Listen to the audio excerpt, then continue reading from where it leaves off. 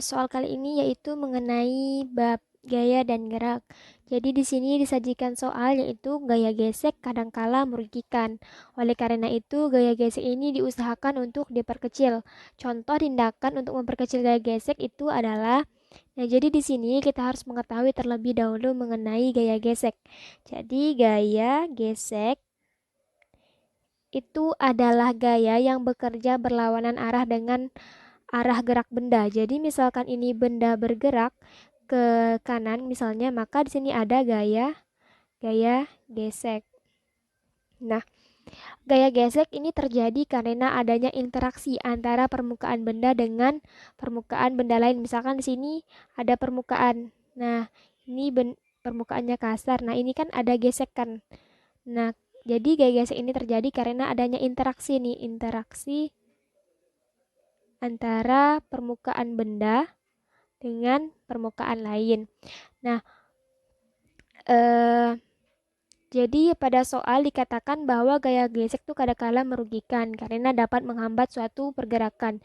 Gaya gesek ini juga dapat kita manfaatkan secara optimal untuk mempercepat gerak.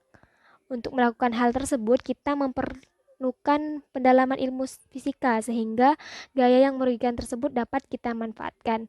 Nah, contoh dari gaya gesek adalah saat kita mendorong meja di lantai semen yang kasar dan mendorong meja di lantai keramik. Tentunya akan lebih mudah jika kita mendorong meja di lantai keramik karena gaya geseknya itu kan lebih kecil. Alasan gaya gesek kecil tersebut adalah karena permukaan keramik itu halus.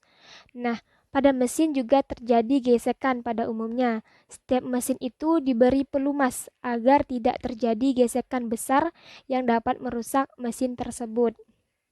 Nah, jadi tindakan yang dapat dilakukan untuk memperkecil gesekan itu adalah yang pertama, itu memperhalus permukaan benda.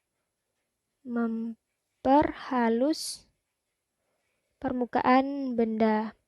Kemudian yang kedua yaitu memberi pelumas pada benda. Memberi pelumas pada benda. Kemudian yang ketiga membuat bentuk yang lancip pada depan benda. Nah, ini diterapkan pada pesawat dan roket untuk memperkecil hambatan udara. Kemudian yang keempat memberi sabun pada permukaan karena kan sabun itu sifatnya licin kan.